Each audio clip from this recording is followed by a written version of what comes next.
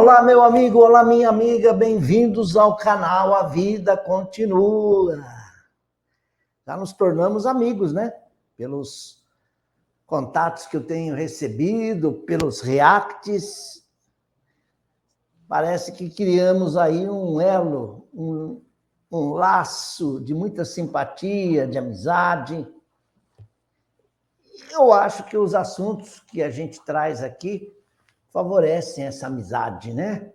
Entre mim e ti, entre mim e o público. E eu, que estou aqui em casa, no conforto do meu lar, fico pensando, puxa, que custa apertar esse botão aqui e começar a falar com os meus amigos? Sabe lá até onde essas palavras poderão chegar? A quantos corações? Em quantos lugares?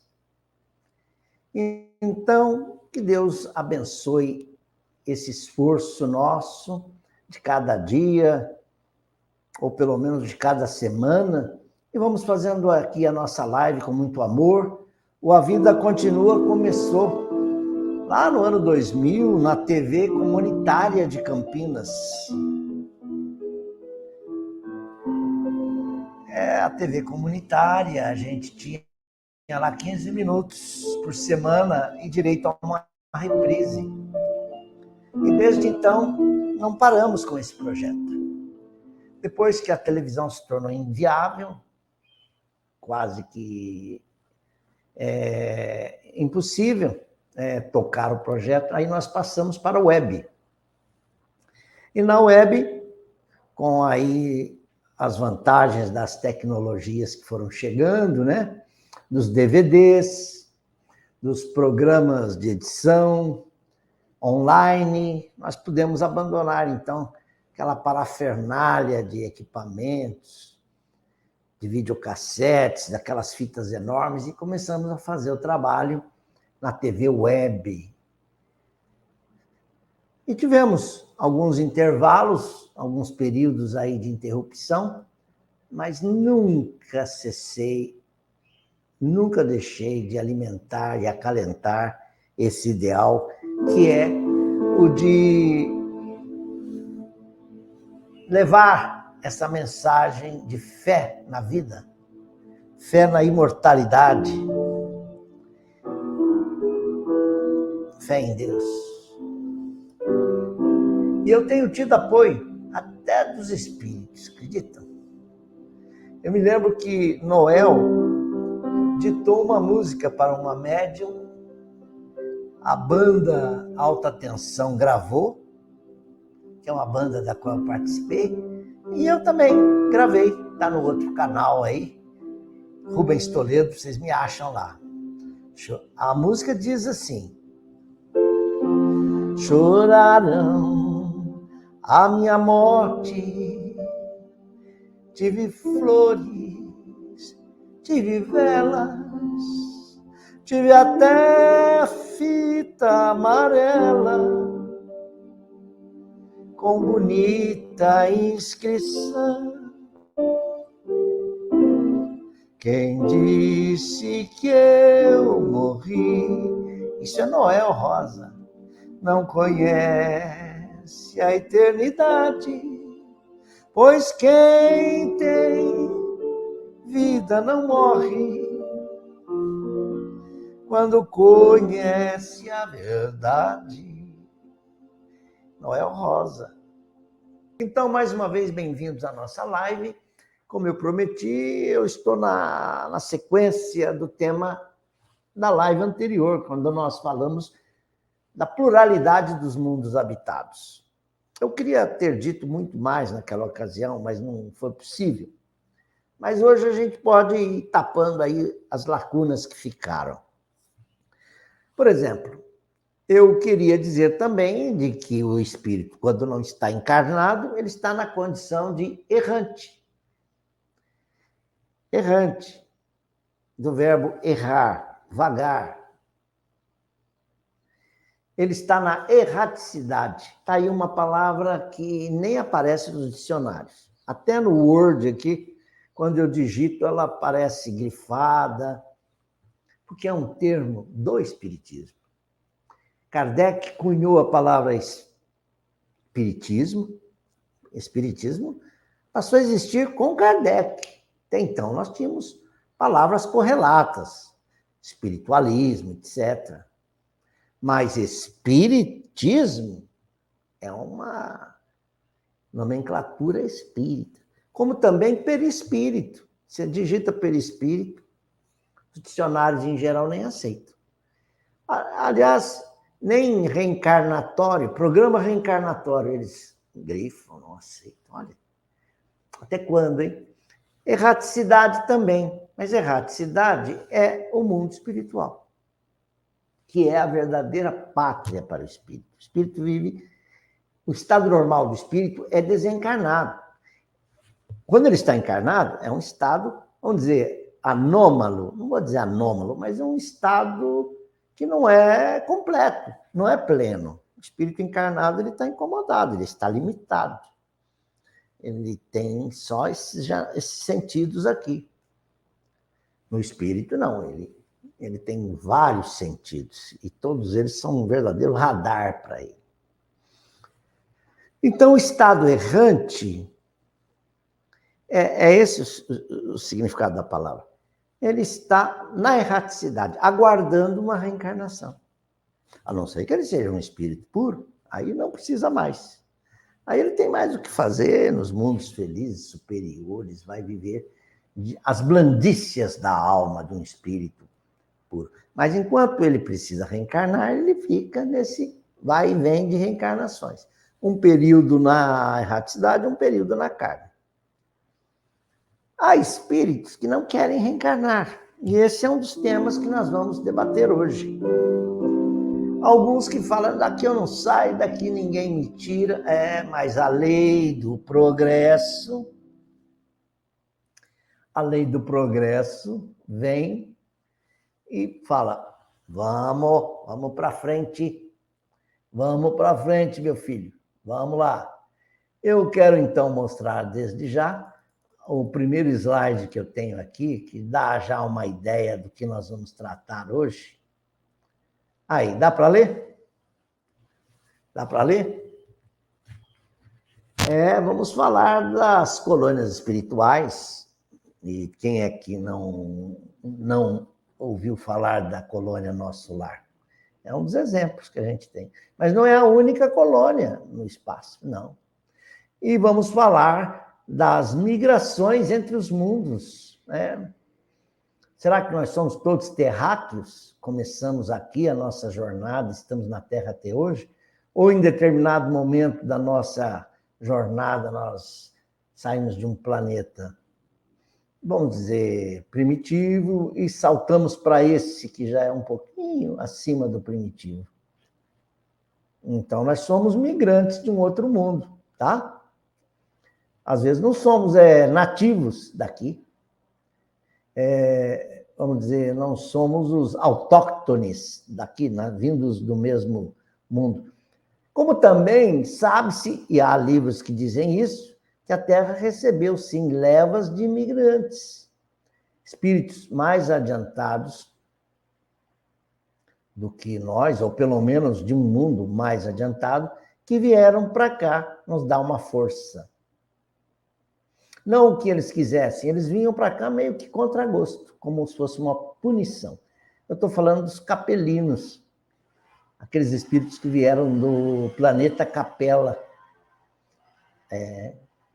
Então, eles vieram para cá, ficaram um tempo conosco, foram embora. Outros até que quiseram ficar mais tempo. E assim será conosco também.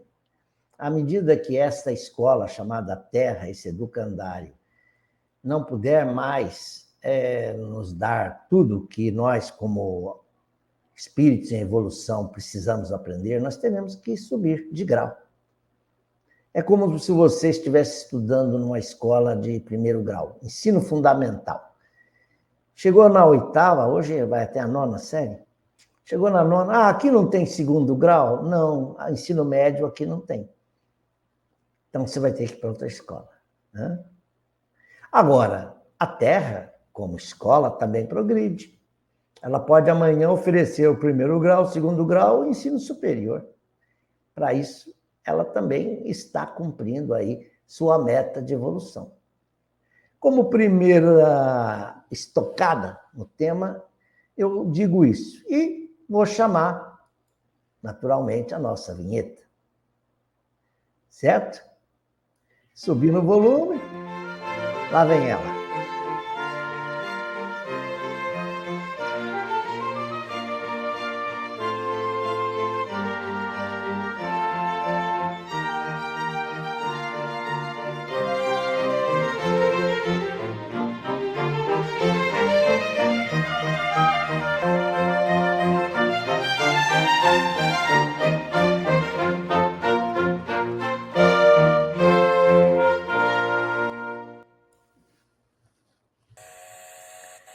Então, aí foi a nossa vinheta para marcar bem o nosso programa, né?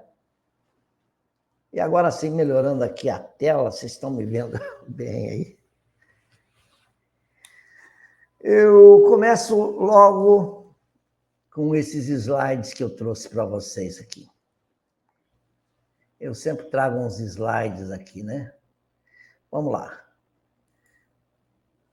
O céu, milhões e milhões de astros circulam no firmamento, né? Estrelas a olho nu, a gente não vê muitas, não. A gente vê 5.000. Quer dizer, 2.500 no hemisfério e 2.500 nas outras. Lembram-se da fala de Jesus? Não se turbe vosso coração. Hã? Na casa de meu pai há muitas moradas, eu vos prepararei um lugar. Olha aí, o tema não é lindo? Se Jesus diz que há moradas para nós do lado de lá, alguém vai duvidar? Hã? Agora, é preciso separar. Nós não estamos falando ainda de mundo físico, estamos falando do mundo espiritual, a erraticidade. Tá? E é isso que nós vamos começar a falar agora, começando aqui pelo livro Nosso Lar. Quando o livro Nosso Lar foi lançado, nos anos 40, Chico Xavier ainda era um jovem, né? Devia estar lá com seus 30 anos no máximo, ele é de 1910, então, é isso mesmo. E o livro foi visto assim com certo receio pelos editores da FEB, Federação Espírita Brasileira. E o livro apresentava um mundo, uma estrutura social numa colônia chamada Nosso Lar, que estaria na região do Rio de Janeiro. E quem escrevia ali era um morador do Nosso Lar, o espírito André Luiz. Claro que ele usou um pseudônimo. Na Terra teria sido um médico, morou no Rio de Janeiro.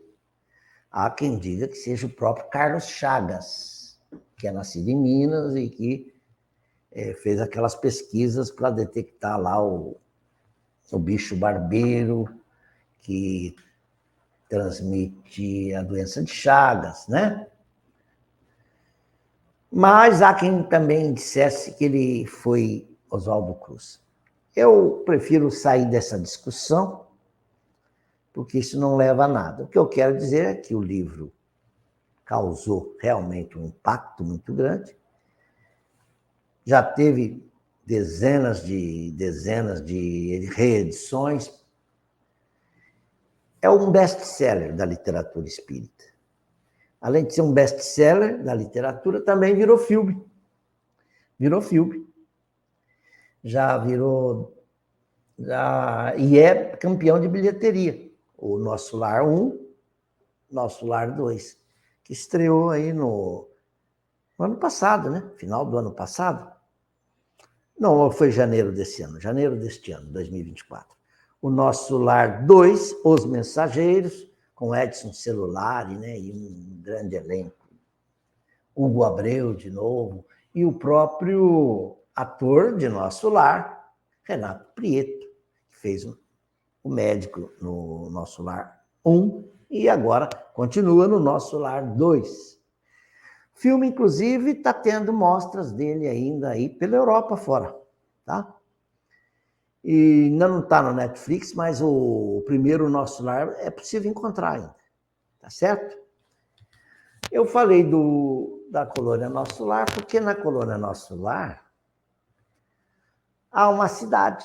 Deixa eu ver se aqui está a foto que esquematiza a cidade. Na capa aqui do filme, do cartaz do filme, dá para ver aqui a cidade de Nosso Lar, um esquema dela.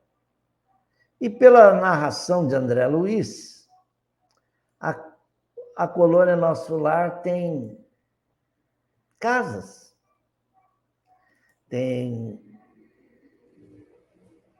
ministérios, governadorias, tem um governador, tem departamentos, tem um departamento da reencarnação, porque ali há espíritos que estão se preparando para uma nova existência. Há também serviço de resgate, socorro à crosta terrestre. Inclusive, no filme Nosso Lar 1, mostra, e no livro também diz, que Nosso Lar recebeu muitos dos desencarnados na Segunda Guerra Mundial, que estávamos ali em 44, 45. O Nosso Lar também despertou nas pessoas uma grande curiosidade em conhecer a doutrina espírita. Então, a contribuição de Nosso Lar e outros livros, né? A literatura espírita é muito rica, tem sido assim um pilar muito forte na divulgação doutrinária. Tenho certeza que se vier ao Nosso Lar 3 obreiros de vida eterna, como quer o diretor Wagner Assis, ele quer ir longe, ele quer fazer muito mais. Então, nós teremos aí muito mais gente conhecendo o Espiritismo. É claro que nós precisamos sempre estar explicando para as pessoas. As pessoas fazem ideias errôneas do mundo espiritual. A colônia Nosso Lar, ela pode, inclusive, já não existir mais, porque é uma área, é uma estação temporária, é uma espécie de acampamento, bivac. Até está essa palavra aí no Livro dos Espíritos. Uma espécie de campo, posto avançado, um acampamento, porque os espíritos ficaram ali e ali, fluidicamente, eles fizeram uma comunidade para si, porque as almas afins se aproximam também, né? Ali tinha hospital, tinha área de repouso, descanso, de estudo, muito estudo, porque o espírito, na erraticidade, não fica à toa, viu? Se ele ficar à toa, já aparece o que fazer para ele. Vamos começar aqui pelo Livro dos Espíritos. O que é a alma no intervalo das encarnações? É um espírito errante, que aspira a novo destino, que espera. Então, ele espera.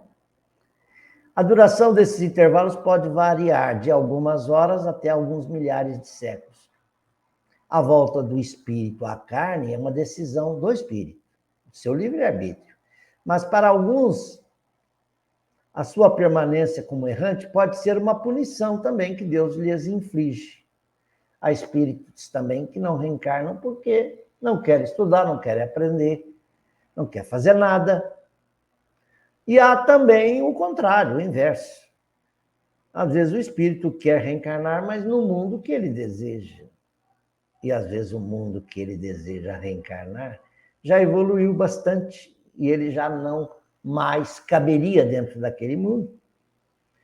E há espíritos rebeldes, embora muito avançados intelectualmente, que acabam aceitando, então, como punição, vamos dizer punição entre aspas, né?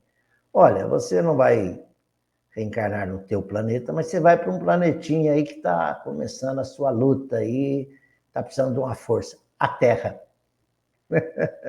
Isso aconteceu com os capelinos. Os capelinos está no livro. Os Exilados de Capela, de Edgar Armond, Mas está principalmente no livro A Caminho da Luz, de Emmanuel, psicografia de Francisco Cândido Xavier. Os capelinos eram espíritos, assim, muito vaidosos, talvez, intelectualmente muito adiantados, mas que já não cabiam dentro de capela, porque estavam ainda um pouco endurecidos na parte aí do orgulho. Então, eles vieram para a Terra. E vieram para cá naquele período que a Terra estava conhecendo os esplendores das primeiras civilizações. Atenas, Roma. Primeiro Atenas, né? Mesopotâmia antes, com as cidades da Mesopotâmia. Né? Então, esses espíritos vieram e deram uma força para a cultura, trouxeram conhecimento de arquitetura, de agricultura, de astronomia. Por isso que a gente fica pensando, mas como é que os egípcios fizeram tudo aquilo? Como é que os gregos sabiam tanto? E depois parece que deu um branco neles, eles voltaram a ser tão medíocres quanto qualquer povo da Terra. Medíocre, quero dizer, tão normal quanto qualquer outro povo. Você vai à Grécia hoje, você não vai encontrar filósofos andando lá em Delfos ou no Olimpo, como era Sócrates, Platão. Agora, estar errante não quer dizer que o espírito é infeliz. Não confunda o errante que está na erraticidade com a alma penada, aquele espírito que está sem rumo. Isso é diferente. A alma penada é aquele que está vagando nas trevas. Aí o conceito é outro. Ele está perdidaço e não quer ser acolhido. Comunidades no espaço para recebê-lo há, mas ele quer ficar mais perto da terra. Então é isso que se diz, que ele está perto ainda das regiões inferiores da crosta, entendeu? Até o momento em que ele aceitará ser acolhido numa dessas colônias que nós citamos. Então, há espíritos errantes de todos os graus, a encarnação em estado transitório, já o dissemos. O espírito se acha no seu estado normal quando ele está não encarnado, ou liberto da matéria. Isso aqui é Dante Alighieri. Dante Alighieri, grande nome da literatura clássica universal, segundo Victor Hugo disse, autor de A Divina Comédia. Ele escreveu também a obra O Inferno, né? É isso mesmo, O Inferno. E onde ele descreveu com muita riqueza de detalhe o inferno, mas o céu ele não soube descrever tão bem.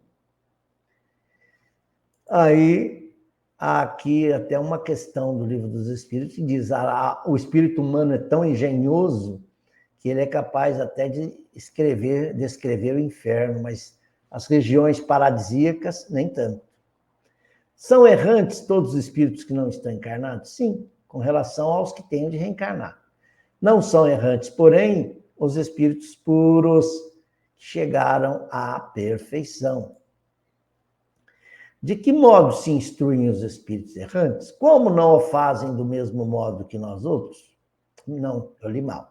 Certo, não o fazem do mesmo modo que nós outros? Eles estudam e procuram meios de elevar-se. Veem, observam o que ocorre nos lugares aonde vão, ouvem os discursos dos homens doutos e os conselhos dos espíritos mais elevados. E tudo isso lhes incute ideias que não tinham. Dá uma pausa nas leituras, vamos fazer uns comentários aqui? Vamos? Então, outra característica típica das colônias ou dos mundos transitórios porque eles são fluídicos, né? Eles podem estar montados num lugar, desmonta, ponta no outro. Digamos que seja um hospital de campanha. Vamos pensar assim. Vamos montar em outro lugar que está mais necessitado. E muda-se daqui para lá, de lá para cá. Mas o que importa é que ali há almas trabalhando, afins, estão ali estudando, Quando nós temos comunicações de espíritos através de cartas, como ocorreu por muito tempo aí, através do Chico Xavier, os espíritos diziam assim, principalmente os jovens: mamãe, aqui eu estou estudando. Eles faziam um curso na Terra, de biologia, por exemplo. Aqui também tem, estou estudando, inclusive, posso ir à frente do que eu aprendi na Terra. E nesses mesmos slides que eu selecionei, nós vamos ver aqui que há casos em que o espírito vai até a mundos superiores, aí estou falando de mundo físico, para visitá-los. Eles vão na condição de visitantes. Vamos lá?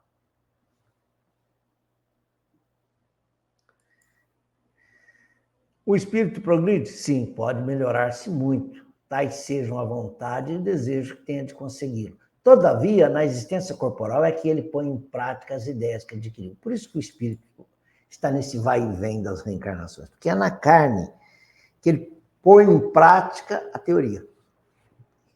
Nós aprendemos muito lá, mas chega aqui, na hora de pôr em prática, a gente vê que aqui é que é o drama. E o que se aprende aqui, então, principalmente quando o espírito pega uma prova muito pesada, até acima da sua capacidade de cumpri-la, isso dá vários degraus na sua escala evolutiva. E às vezes o espírito quer isso mesmo, falar: Senhor, eu quero uma existência daquelas, na qual eu possa realmente avançar muito, em todos os setores que eu puder. Combater as minhas imperfeições, suportar, dobrar o meu orgulho. Os espíritos errantes são felizes ou desgraçados? Mais ou menos, conforme seus méritos. Então, quer dizer, vai depender do merecimento de cada um. Sofrem por efeito das paixões, cuja essência conservaram. Ou são felizes, de conformidade com o grau de desmaterialização que hajam chegado. Na erraticidade, o espírito percebe o que lhe falta para ser mais feliz e, desde então, procura os meios de alcançá-lo. Nem sempre, porém, lhe é permitido reencarnar no mundo que ele deseja. Tá certo? Vamos tirar esse banner aqui para a gente ler embaixo, que eu não estou conseguindo. Olha lá.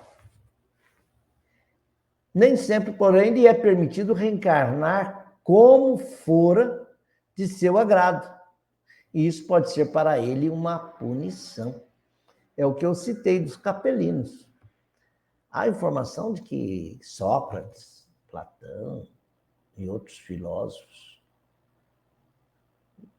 antes de Sócrates, pré-socráticos, eram de capela. Está vendo? E vamos continuar a leitura nossa. Podem os espíritos errantes ir a todos os mundos? Olha lá aquilo que eu disse para vocês. Não é pelo simples fato que ele deixou o corpo que ele pode ir a qualquer lugar. Tem espírito que no mundo espiritual nem sabe levitar ainda. Pode, no entanto, ir a alguns mundos superiores, mas na qualidade de estrangeiro. Ele pode chegar lá, espiar, como se estivesse fazendo um treinamento, né? Olha, gente, eu fui em tal mundo, e lá eles fazem, os espíritos lá fazem a fotossíntese de um outro jeito, lá eles se alimentam de tal maneira, lá as doenças são praticamente inexistentes, a desencarnação lá é leve, não é traumática. Há, de fato, como já foi dito, mundos que servem de estações ou pontos de repouso aos espíritos errantes. Isso é a época de Kardec, hein? André Luiz viria depois para trazer o nosso lar, mas 80 anos antes, Allan Kardec estava lá perguntando aos espíritos que é verdade isso, que tem. Você sabe que para os motoristas de caminhão tem pontos da estrada que são chamadas áreas de descanso, né? É como se fosse um posto de gasolina, mas ali tem mais alguma coisa. Tem um hotelzinho para eles dormirem, um lugar para eles esquentarem sua refeição, lavar sua roupa, para eles terem uma trégua, porque às vezes estão cansados de rodar quilômetros e quilômetros. No mundo espiritual, também, os espíritos têm seus lugares de repouso. Ah lá, muitos lhes podem servir de habitação temporária, espécies de bivacs, que eu chequei o que era isso, é isso mesmo. Uma espécie de campo avançado, onde eles descansem de uma demasiado longa erraticidade. Estado este sempre um tanto penoso. São, entre os outros mundos, esses pontos, essas colônias, posições intermédias, graduadas de acordo com a natureza dos espíritos que a elas podem ter acesso, e onde eles gozam de maior ou menor bem-estar. Isso aqui é muito importante, viu, gente? Se nós, espíritos, estamos atentos ao estudo da codificação, a gente vai entendendo que é preciso ler várias vezes. Eu conversava com o Dr. Wilson Ferreira de Mello, médico psiquiatra, que foi o meu, vamos dizer, o meu protetor, orientador aqui quando eu cheguei em Campinas nos anos 80, 82, 83, 84, e eu reencontrei ele, porque eu conheci ele de São Paulo, lá do CVV. Em Campinas eu fui saber que ele dirigia a instituição Dias da Cruz. E foi lá que eu me filiei e passei a trabalhar ao lado do Dr. Wilson. Ele dizia, o senhor já leu esse livro muitas vezes, várias vezes, de cabo a rabo. Então, hoje eu vejo que realmente, cada vez que nós lemos, nós percebemos que estamos aí diante de uma obra magnífica, não só o livro dos Espíritos, mas toda a codificação. É um trabalho de muito valor filosófico, científico, religioso. Eu vi recentemente um filósofo aí do nosso tempo, o seu Cachimbo, muito orgulhoso, cheio de charme, né? Com aquela coisa, e dizendo, ó, o espiritismo é uma coisa que, não, como filosofia, ele não pertence ao mainstream da filosofia, quer dizer, a elite filosófica. E falou tanta baboseira. Eu falei, puxa, isso é filósofo? Pois nós aqui estamos fazendo filosofia muito melhor que ele. Porque nós estamos fazendo as perguntas e colhendo boas respostas, não estamos? Coube ao Cosme Massi responder a esse filósofo. Dizer a ele, ó, vai ler um pouco mais sobre o Espiritismo, depois você faça uma crítica. Ele citou o Evangelho segundo o Espiritismo meio por cima. E olha, só dele citar isso eu já fiquei contente. Porque se ele tivesse lido um capítulo que fosse, ele teria se modificado. Ele não precisa se converter ao Espiritismo, mas não precisa negar os argumentos espíritas.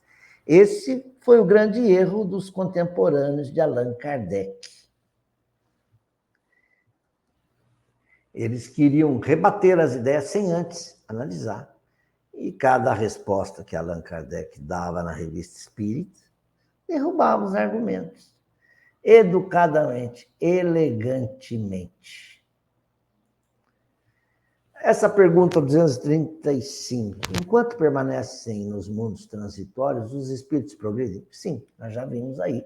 Progridem, sim, fazem progresso de lá, de cá. Aqui seria uma espécie de o trabalho de oficina.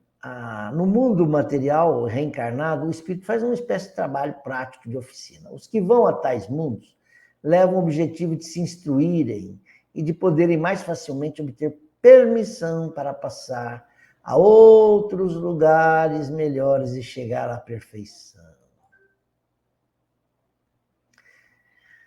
Os mundos transitórios se conservam perpetuamente destinados aos espíritos errantes? Não, a condição desses mundos transitórios é temporária. pode chegar lá, não ter mais ali. O nosso lar pode, como eu disse, pode nem estar lá mais. Pode ter sido montada uma outra estrutura no Rio Grande do Sul, por exemplo. Sobre Minas Gerais, eu tenho informação de que no Triângulo Mineiro, incluindo Ribeirão Preto e Franca, quer dizer, na verdade, não é o Triângulo, mas é essa região aí. Não é só o Triângulo Mineiro, mas são aí uma região que pega o norte, o noroeste do estado de São Paulo e o Triângulo Mineiro, inclui Sacramento, Uberaba, Uberlândia, Ribeirão Preto, Franca. Ali, sobre essa região, há uma colônia espiritual enorme. E elas têm nomes, viu? Mantêm nomes. Há colônias especializadas em resgatar suicidas. Sim, parece que o nome era Maria de Nazaré. E tem uma nota aqui: os mundos transitórios são estéreis, porque os que neles habitam de nada precisam. A Terra, acrescenta os espíritos, já foi um mundo estéril, chegando durante sua formação. Isso aqui não está muito claro, a gente precisa conversar um pouco mais. A colônia Nosso Lar, as pessoas tomavam chá, sopa. A sopa podia ser mais substanciosa do que a de outra colônia, porque os desencarnados chegavam ali querendo comer um frango assado, um bife, precisando de muita caloria, estão muito apegados ainda às sensações físicas do corpo que deixaram. Então, houve muita polêmica quando o André Luiz, numa das suas obras, ele descreve que em Nosso Lar aparecem flores, pássaros, cães, cavalos, uma carruagem. Eu ouvi isso de alguns espíritos, mas como? Como pode? Então André Luiz deve ser posto de lado, fiquemos só com Kardec. Não, calma lá, alto lá. Kardec deu as pistas, mostrou o caminho, deu as coordenadas. Os espíritos honestos, trabalhadores do mundo espiritual estão contribuindo com a obra de Kardec. São obras subsidiárias, nem todas são. Há obras aí que vêm confundir, nós temos que pôr de lado. Mas as obras de André Luiz são muito seguras. Há uma obra que, inclusive, quem o prefaciou foi Emmanuel. Emmanuel apresenta André Luiz. Em que André Luiz diz, olha, no mundo Nosso Lar foram trazidas da Terra algumas espécies, na sua forma fluídica, para encantar os olhos dos moradores de Nosso Lar. Aves, cães, etc. Inclusive, num caramanchão lá na casa da dona Laura, né? Tem lá orquídeas, tem algumas flores. Não trouxe a fauna inteira e nem a flora toda, mas trouxe alguma coisa. É a mesma coisa, eu já citei isso em outra live, quando um estúdio de televisão vai fazer uma novela que precisa retratar uma época antiga, o que ele faz? O que a emissora, a televisão faz na produção? Bem, vamos usar essa casa. Poxa, uma palmeira aqui ficaria bem, hein? Uma palmeira imperial, mas não temos. Busque. A gente não vai transplantar uma palmeira e leva para enriquecer o cenário? Vamos pôr aqui, vamos buscar em tal lugar tais coisas e trazemos. Eu acredito que até esses animais que apareceram, eles ali estavam no seu corpo fluídico e deram um tempo na erraticidade para ficar ali no nosso lar, em companhia dos homens, dos seres humanos, dos espíritos. Se a minha tese estiver errada, tudo bem. Eu acato, acerto e tudo bem. Mas, por enquanto, eu acredito que eu não estou blefando, não. Vamos lá?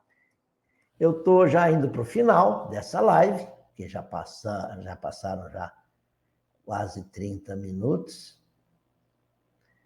Eu só quero mostrar aqui mais 2 slides para vocês, para fechar a nossa conversa de hoje.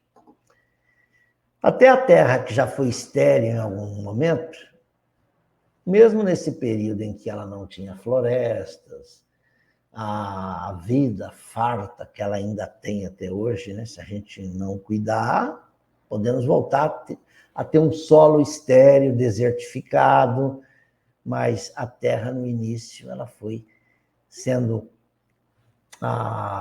ornada com vários campos belos, florestas, rios, vales, montes. E então, mesmo no período anterior, ela foi útil para a morada de espíritos.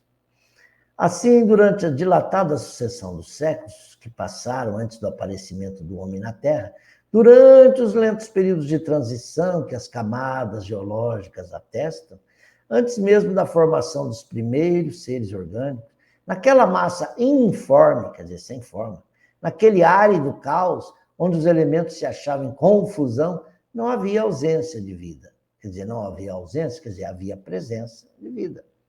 Seres isentos de nossas necessidades, das nossas sensações físicas, quer dizer, imperceptíveis às nossas sensações, lá encontravam refúgio.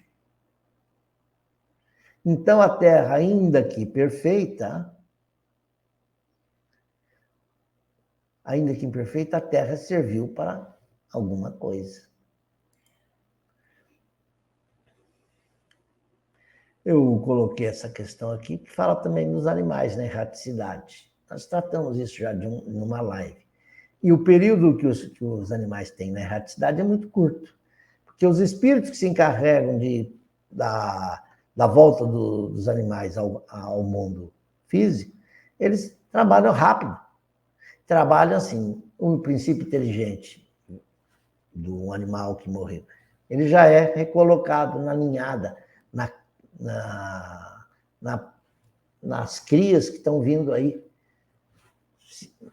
na mesma espécie, numa espécie próxima.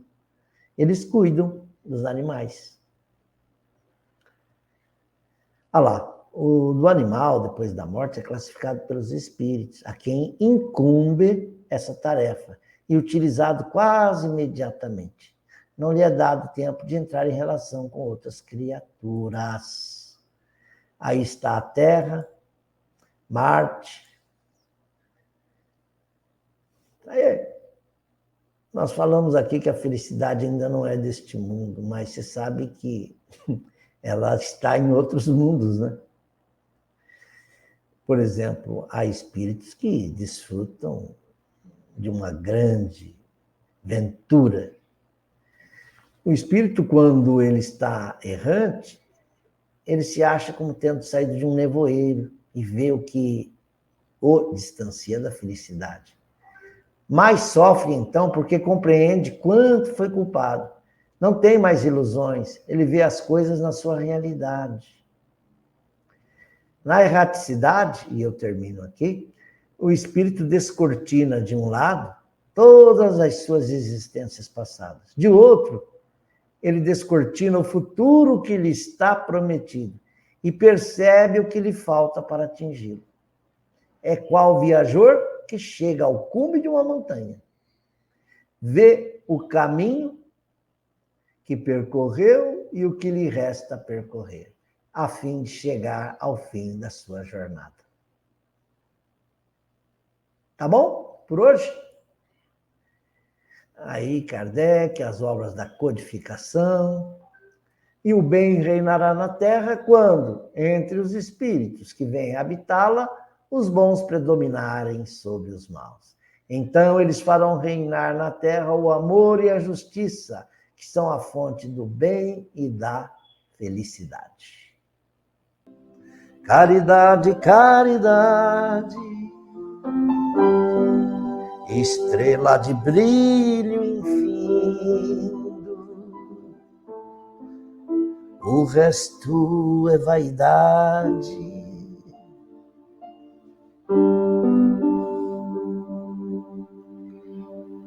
que o tempo vai consumindo.